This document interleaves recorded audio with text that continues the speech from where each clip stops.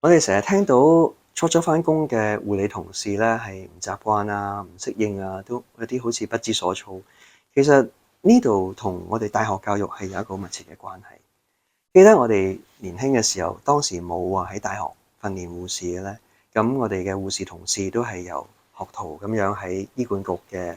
護校訓練出嚟。其實你睇到佢哋冇一個過渡嘅問題，因為佢一路做一路學。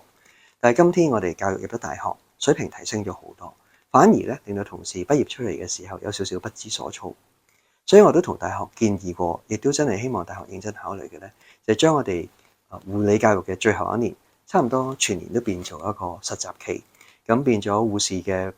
最後一班嘅同學啦，佢哋可以係喺唔同嘅醫院工作、唔同嘅部門工作，做完一個部門做第二個部門。初嘅時候，可能頭2個禮拜對於部門嚟講，你學嘢喎，我仲要揾人教你。再過多2個禮拜，咦，好似你做到啲嘢喎。過多1個月，發覺喂，好正喎，你真係幫到手喎。如果咁樣落去嘅時候，你諗下1年啦，到佢真係畢業嘅時候，佢同個做緊嘅病房嘅團隊咧係有好好嘅關係。咁佢跟住咪可以繼續做落去，亦都唔會出現一種唔知點算啊，好似好唔適應嘅情況。呢個其實同大學講過，有啲大學都話可以考慮，但係到今天咧，似乎都只係少部分嘅大學實施。我希望見到將來我哋嘅護理教育都有個比較上大嘅改變，令到同學畢業之後咧係可以好快咁投入去佢嘅新嘅生活之中。